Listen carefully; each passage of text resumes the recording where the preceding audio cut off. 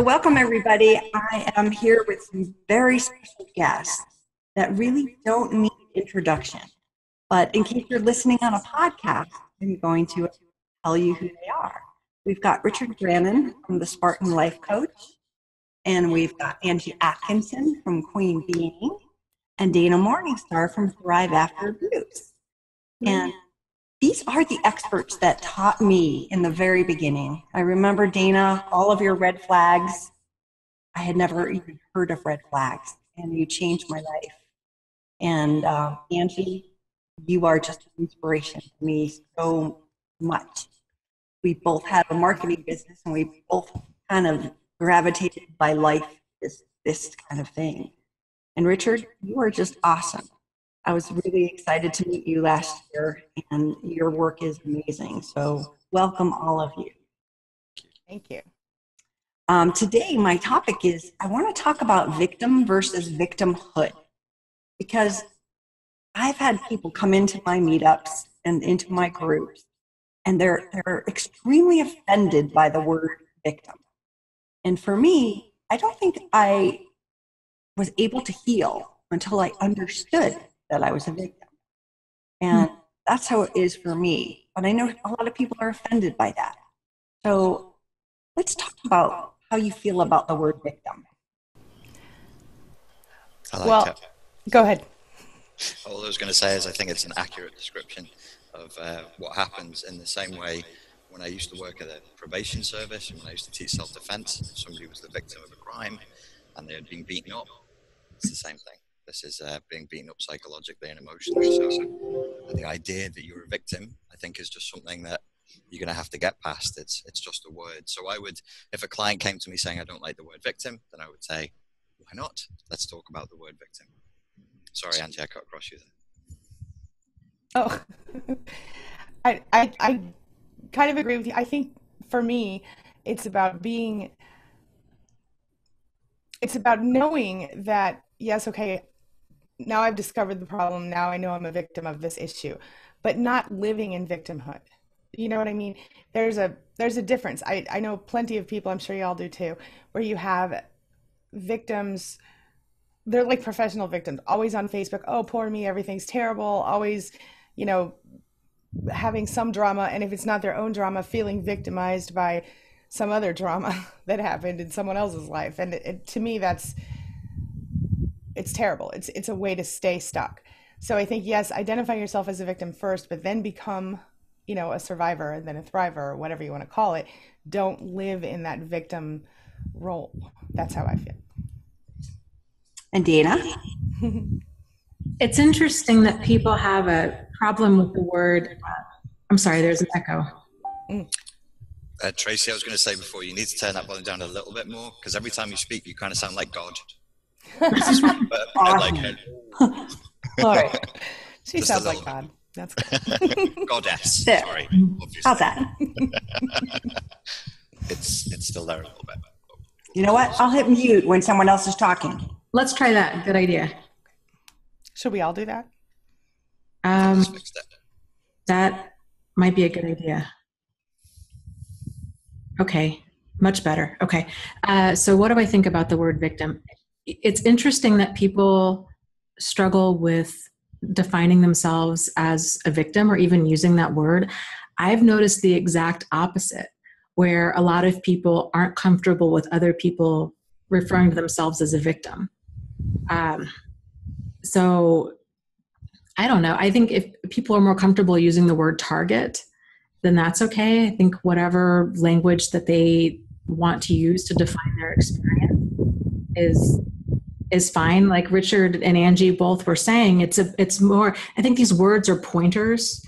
And I like how Richard was talking about, okay, then it kind of opens up the conversation about being a victim. I think people that might struggle with identifying as a victim might feel that way because like, well, I was a willing participant in this relationship.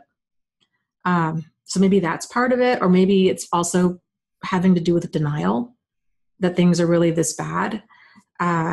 But I like the idea of it's a starting point for discussing victimization and abuse and all of that. And then like Angie said, giving people that level of awareness of, even though you were victimized, we don't have to stay there. Like, we can start shifting forward. I mean, that was such a huge aha moment for me, was to realize that there was life past this. And I didn't know how to shift out of that. So I think getting some of these tools to be like, okay, what's the next step? How do I move into not just surviving this, but actually thriving from this, is huge. Yeah, I agree. I think that, again, for me, that was the defining moment when I learned I was a victim. And when I went through some counseling for domestic violence, I had that aha moment. And it was also a really scary word to actually say. And a target was certainly a lot easier to digest, to know that I was targeted for my vulnerabilities and for my assets. And I don't know. People that get stuck there are having a hard time moving on. So again, it's that moving through victim. It's moving and accepting that it happened, but I don't want to be there. I don't want to live there. And I think we all have Facebook groups where we have so many members that are in a loop. They can't ever get out. They are talking and they're not actually doing a lot of work. And I think a key to moving past it is to recognize it, accept it, and just say goodbye. One of the things that happened recently was a friend of mine was beginning to date. And the person that he was thinking of dating said that he had such a good story that when she heard it, she was going to cry. And to me, I thought, red flag. Like, I've had a terrible story, but I would never preface a dating site by saying you're going to cry when you hear my story. So what do you guys think about that? Did that sound like victimized? I mean, I think I've seen that. My ex-husband, I knew he was going to do it. He did it with me. He walked around with a picture of myself and my now 21-year-old child for several years.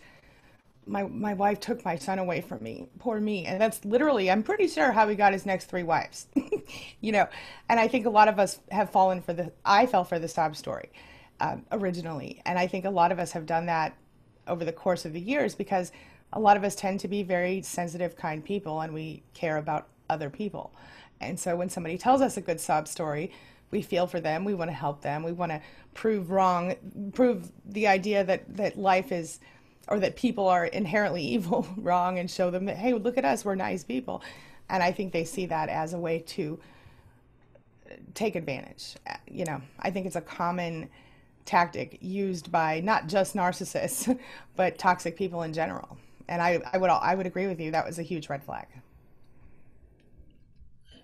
In any situation, if you're dating somebody new, you're not going to want to tell them your sob story or your difficult story or your true story, right up front. I think that's a really unhealthy way to begin a healthy relationship. And it basically, if it does happen to be a toxic person that you're dating, that person's eventually going to use that story against you anyway. So what's a healthy way to start a healthy relationship? Not telling all the sad stories. Is everybody single here? No. Let's just give out some dating advice. I've been married for 13 years. What's up? When it comes up in coaching and the client tries to minimize their experience of abuse because they didn't have their fingernails pulled out, they weren't skinned, how do you guys as coaches, what do you do to bring them back to saying, hey, no, narcissistic abuse, emotional abuse is very real. It's as real as anything else. How do you do that? As far as I think it's about explaining. I think what I see with people is that people, they watch the videos and they go, were you looking in my kitchen window? I'm sure you guys have heard it. And I think that's where it starts, is because they start to see that, okay, other people are experiencing almost identical things. Sometimes even the words they're using and the manipulation tactics are just identical. And I think that is the beginning of it for most people, where they start to go, wait a minute. Because for me, and I don't know about you guys, for me, I did not believe I was a real person. I believed, and this started from birth, unfortunately for me. And so, because I was constantly invalidated, and that's why I went like this when Dana said the word invalidated, or validated or something, because it was about, I think, overcoming the false self-image that I had been fed for my whole life. And so when I share it with other people and other people are talking to me about it, you go through that whole process of what are all of these negative self-perceptions you had? Where did they come from? How do you let go of those? What do you want to replace them with? But I guess my point is back around to your original question. Let me get there. When it comes to dealing with people who don't believe they've been abused, first of all, they're probably not going to call you for coaching. But by the time they do, you kind of have to walk them through what abuse is, as Dana was talking about, as far as, when somebody treats you this way, this is abusive. When somebody constantly invalidates you or tears you down for basic, human behaviors, and, that's the beginning, and it goes on. But anyways, I'll let someone else talk now. Dana? Yeah, I think it's addressing that stuff up front. I think there's so much shame involved with this. And I think part of that is people feeling like their experience is less than. Even when I was working at a domestic violence shelter and women would come in that had been threatened or tried to run off the road or hit or what have you, there was still this feeling of, I'm not sure if I really belong here because I'm not like barely hanging on to my life.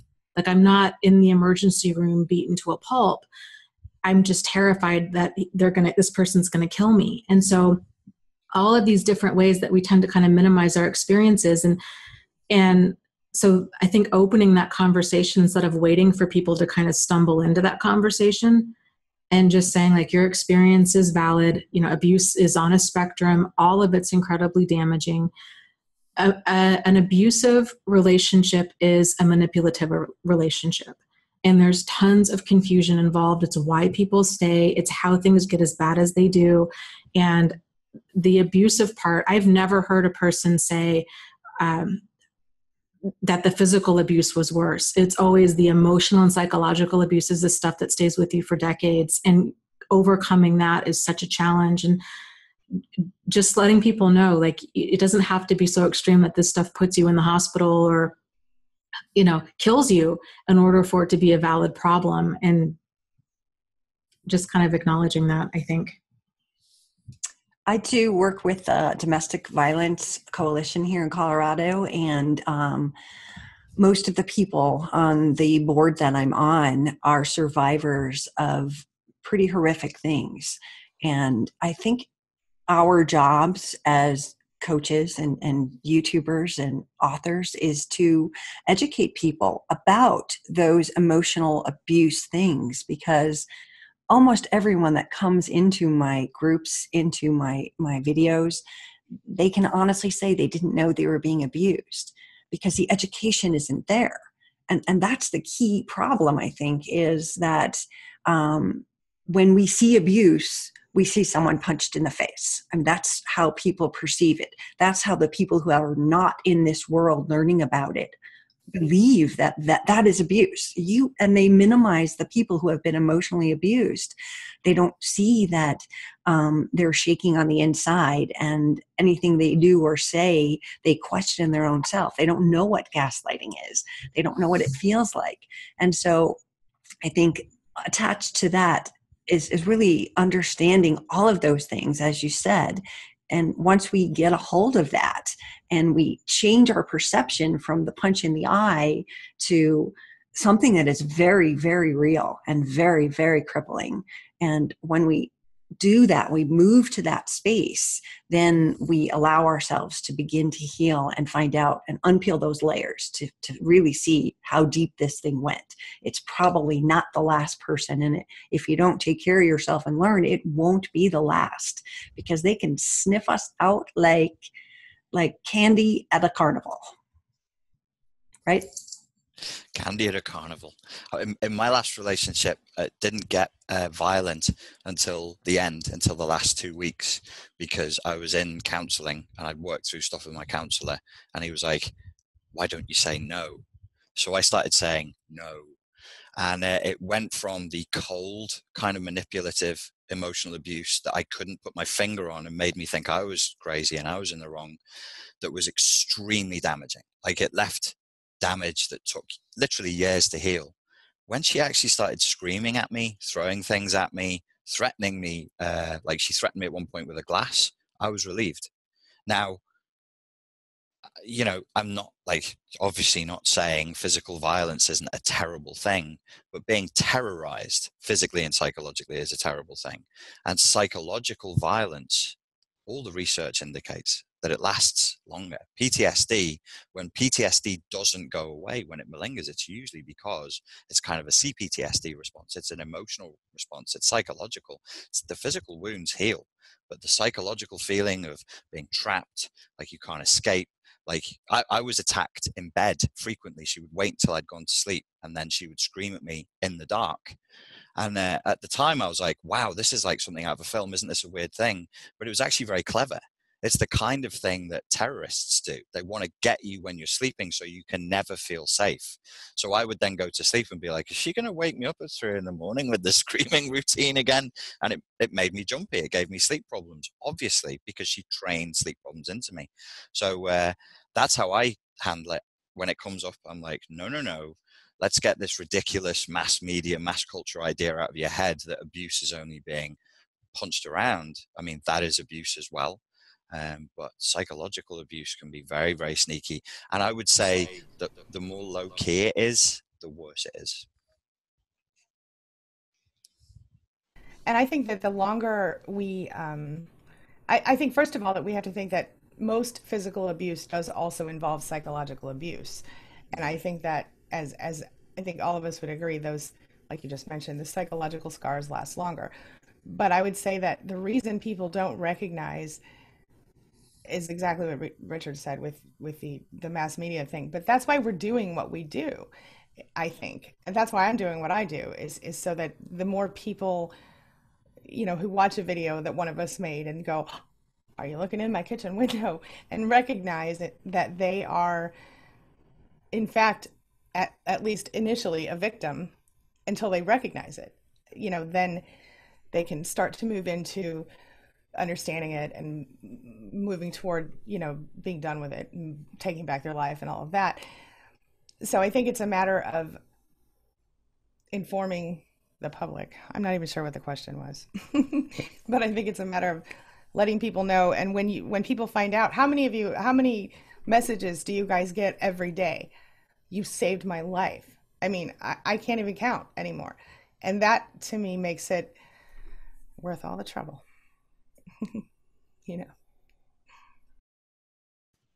I was totally going to ask you guys about that because, you're like 10 times, 100 times bigger than I am. And my email box is overwhelming. And I have to have people help me do things now because the response and the places that people find me in, LinkedIn. I mean, like, would I expect someone to go to LinkedIn and tell me their entire story? And I remember, Richard, you used to say on your videos, people would leave you comments and there'd be no grammar, there'd be no periods, and there'd be no spacing. And that's what you're hit with every single day. Like, for me, it's hundreds of times, and I can only imagine the amount of questions that you get. How do you handle that? Should I go first on that one? Go for it. 3 codependents went into a pub. None of them could decide who should go first. The way I started to have to handle it, I think it's quite a while ago now, it's like 3 years ago, is I had to hire somebody to help me go through the emails.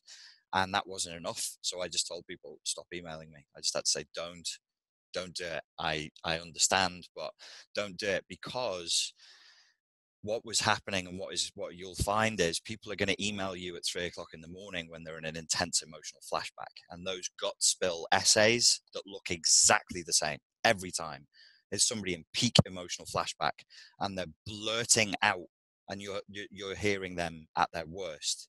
And then you can get an email from the next day like, oh, I had some breakfast and I went for a walk and I actually don't feel as bad now. I'm sorry about that.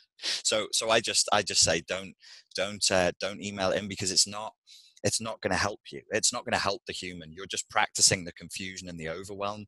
What I would rather do is say, hey, here's a free course that helps you with emotional flashbacks. Here's a free video that's going to help you to emotionally re-regulate. You need to feel supported and heard and validated, and you need to work on your own emotions. Spilling this stuff out is probably not the best thing for you. I've stopped. Over to you guys now. Yeah, Angie, you're muted. Go ahead. Okay. Yeah, I didn't handle it well. When all of the emails started pouring in, I never started my blog. I never started any of this to be like a YouTuber or a blogger or anything. It was just more of like my personal venting, I thought I would just make a bunch of videos, get them out, and then that would be it. And so when then the emails began pouring in, my experience had been working at this domestic violence shelter. We had maximum 14 women at a time. And so now it was like, hundreds, dozens and hundreds of emails just pouring in, and it was absolute overwhelm. And that was how my Wednesday night live stream started. Because it was like, basically, I can't respond to all these emails. If you've got questions or you need support, I'll be here every Wednesday night for 3 hours. We can just hang out. And then it progressed into starting some support groups, and then getting help, getting admins that are worth their weight in gold in there that, help with all of this. Cause I couldn't do it all. And I mean, I was gaining weight. I was just in massive overwhelm, debilitating, to the point where I had a really hard time getting out of bed, because there's all these people in crisis and I can only do so much. And I only have so much emotional energy that I can dedicate to this every day. And that was a terrible feeling, to not be able to get back to people in crisis. So you do what you can. Yeah. Yeah, I agree. And I had a similar thing. I don't think I didn't stay in bed or anything. But I went through this huge phase when it first started to happen, where I kind of freaked out a little bit. I started trying to Google it. How do you handle all this? But nobody talks about that. So basically I ended up hiring somebody to help with the emails. That worked for a while, but it's still too much, because the people find me on Facebook and I have right now, I think like 900 friend requests sitting there, and God knows how many messages I can't read because they're on the other side of the, the other messages or whatever. I mean, I can read them, but I can't go through them all. And I think for me, what I do is I do the live streams like Dana does, and I just tell people I try to get to all the emails. I can't get to all the emails. Here are some options to reach me. We have, like Dana, the support group. We have I now have an off Facebook support site and then I have the live streams, and then now I have some group coaching things happening that are cheaper. And so I have a lot of options, and I just do my best, and I just try to tell people I'm only one person, I'm human. So here are your options. And that's part of the reason that I started coaching, because even though I had become a coach, I wasn't actively coaching. I wasn't even going to, but it just happened because so many people asked me for it, based on watching my videos. They're like, oh, she knows what I'm going through. And that's one of the biggest things, is I think when people see that you know what they're going through, they don't know anybody in real life who gets it. And so they're like, oh, I need to talk to that person. Like just last night I had somebody, and she had the cutest Southern accent, and she said, I feel like I'm talking to a celebrity. And that happens a lot. And I'm like, girl, I'm just regular like you. But it was one of those overwhelming moments, and I'm sure you guys have experienced something similar. But I guess that's what I did. I eventually had to relax about it, because I did go through this big crisis of, oh my gosh, all these people want my help. I want to help all these people. I tried for a while, but then my family was like, are you still here? Because we don't know. We can't see you anymore. So that's my take. Well, for me, I don't get as many comments, but I will wake up to 40 or 50 of them every day. And I used to answer them every day. And as the bar is going up, and I dedicate my time to my local support groups, and I dedicate all my time to different things, I'm not having time. And there was that guilt. There's that codependent, I want to help you. That's why I'm here. And I would answer people. I would pour out my heart to an email answer. And like you said, Richard, they are in that phase, and then you answer them and you never hear back, and I just spent a half an hour giving them what I had, and it was fruitless. And I realized that while that lifeline that they're going for, they're casting it off. And if we remember the Titanic, everyone was clawing to stand on top and hold on to someone else. And that's how these survivors are. They are lost at sea, and we're the bobbins. We're the life rafts or something. And I get that, but I know that this is a difficult journey for all of us, and we have a life, and I get that. And everyone should be appreciating all that you guys do. But if we look at the fact that we all have a story, everyone has that long story, that horrible thing that they went through. But to me, when we go out to date again, how does somebody not, I call it barfing. They barf out the story. And I gave a lesson last night on changing the story so that you don't barf it out and just meet the new person and scare the hell out of them. But how do we differentiate between that fake victim that like narcissists are and when we actually have a real story? How do we identify that and kind of protect ourselves?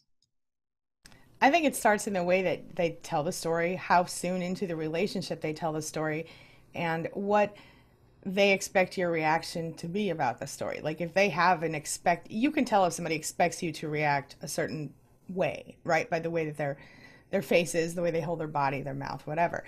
And I think ultimately it's not really appropriate to tell all of your terrible stories on the first, second, or third date. I think when you're at a point where whether you are yourself going to share your own story or you are going to listen to someone else's story, I think it's just, I coach people to not talk about their worst things on I say that the only piece of information they need to know about you on the first date really is whether or not you have a child. And not in detail, but just because when you have a child, that changes a lot of things in your life. And they don't need to meet the child for 6 months. I mean, there's a whole process, but how do you tell if it's a fake story? You watch their face, but some people are really well rehearsed. I think it's time. Give it time. Don't rush into anything. Never jump into a relationship, oh, this is love at first sight, whatever. The thing is, if that person is the one, they're going to wait. And so give yourself set timelines in your mind. Like for me, I was like, well, I'm not going to, commit to anyone until like, say, after a certain amount of months, or I'm not going to have sex with someone until, say, the 6th date or 6 weeks in or whatever, or I'm not going to allow that person to propose to me until we've been monogamously dating for at least 1 year. I always had all these rules, and that worked out pretty well for me. Like I said, I'm 16 years in, 13 years in, 16 years into a relationship, 13 years into a marriage with a non-narcissist. So that's a plus. Anyway. I think with dating, Brene Brown talks about, she has this concept of a marble jar. And it's basically that trust is something that's earned. And it's earned with appropriate behavior over a prolonged period of time. And so every time, and there's no shortcut to time, because anybody can pretend to be anything, and their stuff might even be legitimate, right? And it just takes time. So every time they handle something appropriately, every time they show up on time, every time they treat you with respect, like a marble is dropped in that jar. And then you get to that place where we were talking about earlier about letting people know your story. I'm a big fan of just kind of slowly revealing that over time and not dumping that onto a person right out of the gate. I went on one date with a guy. This was before, I don't know, probably early on in my channel. And he had Googled, we met on a dating site. He'd Googled my picture. He found my YouTube channel. He knew everything about me. And he was like this nice, normal guy who'd never really encountered anything like this. And he starts asking me about all of this stuff on our first date.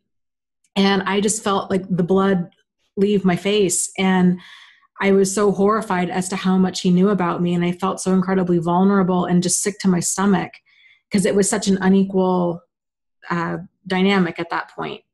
So I try to keep this stuff kind of close to my chest until I know the person well enough, and I've learned my lesson. Like I don't openly just pour this stuff out. It makes me too vulnerable to have, to be casual about this. Like it's something that really needs to be earned over time. Tracy, sorry, could you repeat the question just so I fully understand it? You're on mute. You're on mute, mate. I'm on mute. I believe the question was, how does someone identify the difference between our real victim story and a narcissist claiming to be the victim, like that first example and the I'm going to make you cry story? How does someone identify? Because we do have that story. We don't have to tell it. You mean in a dating context? Yeah. So how do you identify a narcissist when you're dating? Just through the fake story part. Yeah. The fake story bit. Honestly, in any context, if somebody told me a story like this, I would be put off. Totally. It wouldn't matter how the story was delivered. What I tell people is don't discuss this stuff outside of narcissistic abuse forums. It's like we are weirdos. Okay, we're in the UFO community of psychology right now, which is a real shame. We're conspiracy theorists. And that's why I think you have a lot of mainstream psychologists. They'll steal our ideas and they'll nick stuff and they'll put it in their papers, but they'll never reference it because it's very fringe. Vice did a documentary and they involved me in it. And I realized halfway through that they were trying to portray the victims of narcissistic abuse as lunatics. In the same, and it was going to be called The Chosen Ones.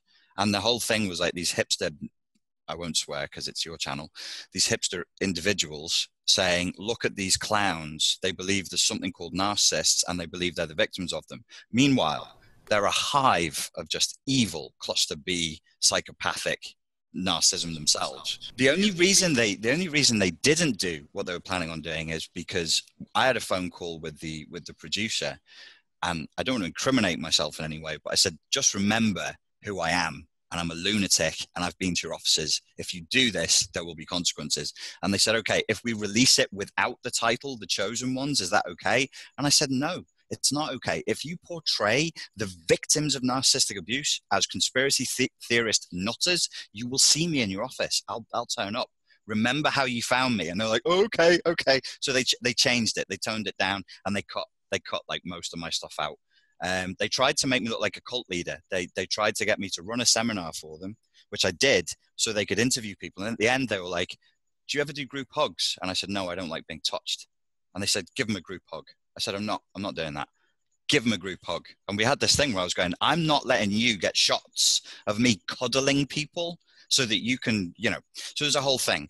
So I always say to people, look, only discuss this stuff with other members of the community, because if you've not lived it and you've not experienced it, it's kind of like an alien abduction story. Your mum doesn't hate you. Mums don't hate people. Your dad didn't do that. Dads don't do that. Your wife didn't do that. Why would your wife do that? Your wife loves you. I've met your wife. She's so sweet. She loves animals, blah, blah, blah. I've lived this. So that's why I came up with the terms secondary gaslighting and tertiary gaslighting. Your well-meaning friends and family, they're going to gaslight you. Tertiary gaslighting, the therapists and counselors who sit there going, oh, so you're a paranoid nutter. Oh, you believe did you read that on the internet? Gaslighting? Really? And I've lived that. I've actually sat opposite a counselor, told her what my job was, and she came at me like that. You think this is real? I'm like, are you telling me you don't? Because we specifically agreed this is... Anyway, that's another horror story. So if somebody brought me a sob story now, because of the work that I've done more recently, I've looked more at psychopaths and narcissists. And we know that psychopaths deliberately give people, they interviewed them in the American prison system. So how do you choose your female victims? I give her a sob story. If she buys it, then I'll go with her. She's the one. So sob stories is like, I wouldn't want to hear it. I mean, anything bad-mouthing an ex-boyfriend or ex-husband, I would roll my eyes. But then I don't date. So I should have said in the beginning, you can't ask me dating questions because I think dating is evil. You're on mute still, Tracy, by the way. I know, I was just in shock. It was a shock noise. I was like, oh my. I feel the same way about dating, and people say to me, what's wrong with you? Why don't you just move on? That's that tertiary people coming to me and saying, get over this. And to me, it's been 3 years since I've been with anyone, and I've never been happier. I am so happy in my life without the bullshit around me, without the cloud and someone having any kind of control of me. I feel like I'm taking control of my life for the first time, and that's powerful. And it's much more powerful than having someone sit on the couch and drink a beer and watch a game. I don't care. I'm happy. I have more friends than I've ever had. And to tell you the truth, they're better than they were before, because these people understand me and they're not judging me. And I think a survivor can get to this point. And whether they choose to go out and date in 3 months, or they really give it the time to heal themselves, I think all around we're in a better place wherever we are. We have to understand that everyone's going to have different timelines of what they want to do. But something that you said, Richard, was, and maybe Angie too, working with the domestic violence agencies. And I've gone to several domestic violence conferences, and I've been like a little kid in a candy store. Forget going to social media conferences now. Give me a domestic violence conference and I'm a happy girl, which is sick and twisted, I know. But I want to see how the other side lives. I want to see how the people that are helping the people that get punched in the face are helping. And do they care about the emotionally abused? And while there are services for people that have been emotionally abused in every single state, they don't advertise it. They don't talk about it. And when I first joined the board at the coalition, they said, just don't say that word narcissist. We will lose our funding. You can't say that. And I still am shocked at that, because this is how the victims are identifying it. Look at how many millions of views you guys have. Does the Coalition Against Domestic Violence for our country have that many people that they're educating? No.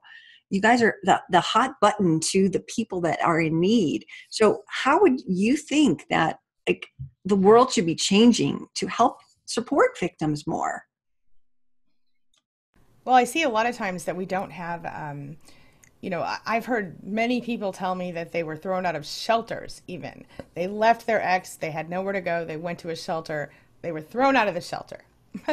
And so I think, being able, and I do understand, look, you have people who are being physically abused, and so they are in more immediate danger. But at the same time, I think we need to have some more funding for these people who need to get out. There are so many people in situations where they're not low income, but they don't have any access to money.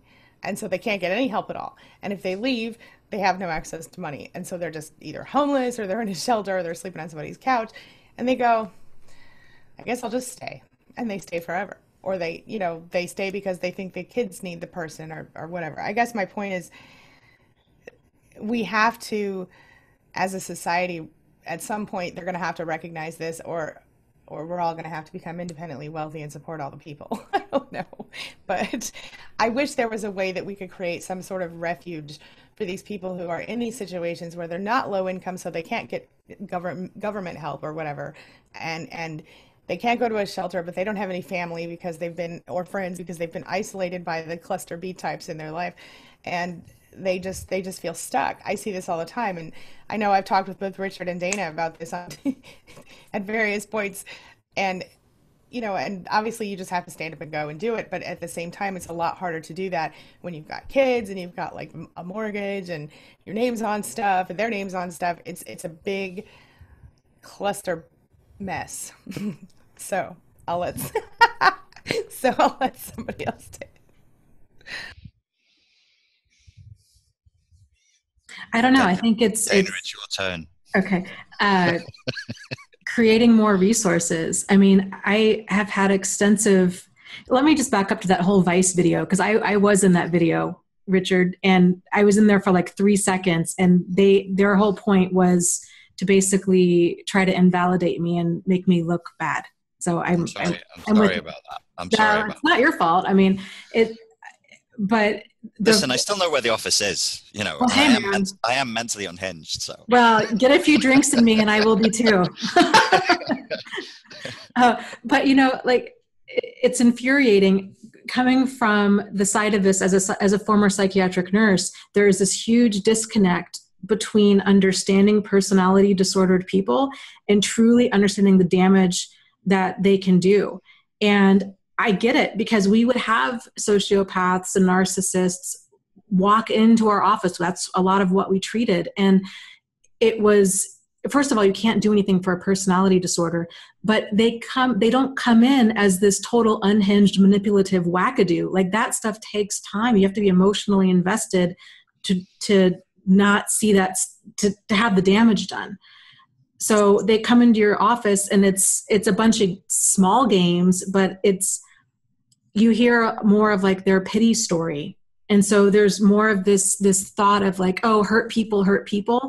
And they're victims too. And it's a lot of like bleeding heart kind of stuff. There's the level of enabling and justification for abusers is ridiculous. And that connection between abusers actually being personality disordered is not there. That's why they're having a hard time with that word narcissist, because people think, oh, if you're talking about narcissistic personality disorder, it has to meet the DSM criteria, which is pretty vague. So it's like, oh, is this person arrogant? Do they have a level of a grandiosity or a sense of superiority? That stuff isn't so transparent, and it manifests in a wide variety of ways. Like, an abuser might not come across as looking, you know, Mr. or Mrs. like flashy pants, and that they're super grandiose. Like, they might come across, that grandiosity might come out in ways where they have that sense of entitlement, that they can treat other people however they want and expect to be continually forgiven and multiple chances. And so this stuff, like Richard was saying, this is fringe stuff and it's groundbreaking stuff. But right now we are the weird ones. And the challenge with this, with a lot of like mental health community as well as other people, is when we start using labels like narcissist or sociopath, it's this idea of like, oh, well, you're pathologizing them, or who are you to diagnose them? Or then we start, the conversation shifts into focusing on the diagnosis. Like, well, but do they really meet like the 3 out of the 5 criteria or the 5 out of 7? And I don't know, but then this and that. And it's like, now you're off in the ditch. Like, none of the labels are pointers. It's the behavior that matters. If a person's got sociopathic traits, if they're lacking empathy, lacking remorse, you feel like you're in danger around them. It's all of this, the behaviors are what's important. And that's where the education, I feel, really needs to focus. And focusing on, is it a narcissist or a sociopath, or is it this, or is it that, or is it, you know, if they're borderline personality disorder, well, if they get DBT therapy, then can they change? And all of this stuff, it's just splitting hairs, and it gets people way off into the bushes. And they're not qualified to go there either. They really shouldn't. It's an academic exercise. I like it. I like the circle jerk, academic, you know, intellectual pomposity of it. I really enjoy it, but it's made up. Humans made it up. They just sat there, listened to some other humans and went, well, it seems to be this. And then other ones go, we disagree. And people are acting like it's a toxin or a virus, or we can test their urine. Yeah. It's made up. It's made up, totally made up. It's an ongoing argument amongst fusty old professors who are arguing because they want tenure, they want their books to be published, and they want to raise their salary. It's psychology is a well, in terms of like morality, it's kind of a bit of a cesspool, really. It's not a proper science. I love it, and I think it should be scientific. And if people want to argue the DSM and the traits, then I think that's fun. But there's no need for the victims, the targets of narcissistic abuse, seeking to recover, to ever end up in that ditch that you mentioned. It is a ditch, and they should stay out of that ditch. And that's my frustration with a lot of therapists, is these words are pointers. So if somebody comes into their office and they're saying, my ex is a narcissist, my ex is a sociopath, I think they're seeing it as, oh, you're pathologizing them. This was a bad relationship. Basically, you're not qualified to diagnose. I am. So it's in that, the unintended consequence of that is it's so incredibly invalidating of another person and their experience. And it's more important to focus on what are they trying to say? What behaviors are they grasping to try to articulate, and focusing on that. But back to the education piece, you know, the shelters do get funding. And that was when I was working at a shelter, you know, maximum time a person could spend there was 90 days. And they had for funding reasons, in order for us to get reimbursed, they had to meet certain criteria. So, we were generally at max capacity. And the shelters all over the United States are generally at max capacity. But the emotional abuse, the psychological abuse. Here's the thing with physical abuse. Physical abuse is always a late form stage of abuse. It always is preceded by verbal, emotional, or psychological abuse. And there's also generally like financial and spiritual and sexual abuse in there as well. So by the time a person's being hit, all of that other stuff has been occurring for a while, because abuse is progressive and it tends to be progressively worse over time, not better. So I would love to see some sort of like training program for both mental health workers as well as people that are in shelters to break the cycle. Because knowing what I know now, the tools that because I used to teach classes on this stuff. The tools that I used to teach back then, it really would not have helped a person break the cycle. Like, they really need to understand manipulation, like what it is, how it happens, their vulnerabilities, how those things are exploited, the hooks that keep them in, developing a plan to get out and stay out, how to stand on their own 2 feet.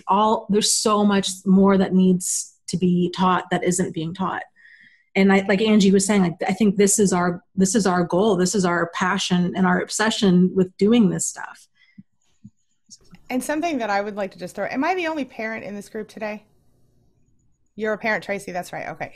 Well, one thing I tell people all the time, and I'm sure you probably do as well, is that, you know, we might not be able to change the people who are already walking around in the world as cluster Bs or toxic people or whatever. And let me just say really quick on that.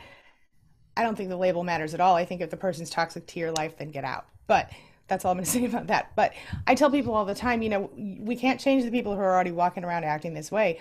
But what we can do is, with our children, we can teach them empathy.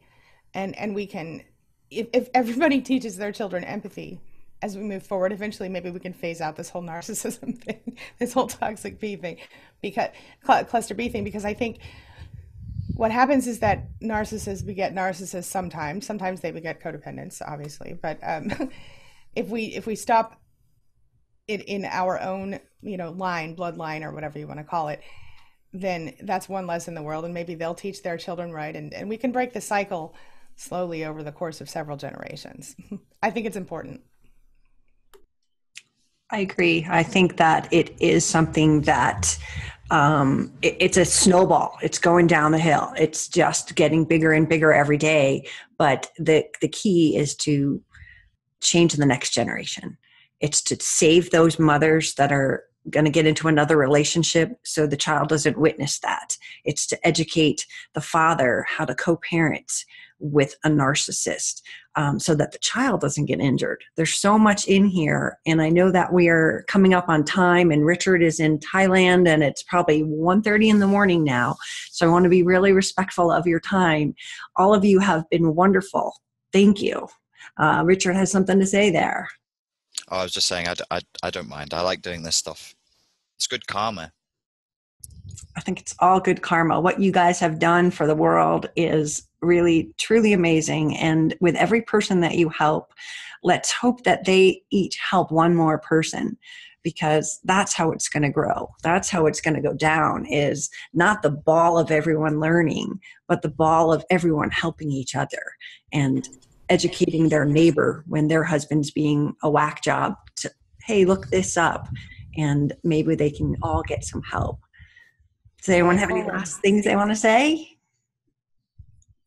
Trust yourself, trust your intuition again, or maybe for the first time ever. And if someone makes you feel horrible every time you experience any time with them, or the majority of those times, start thinking about moving forward and away from that person.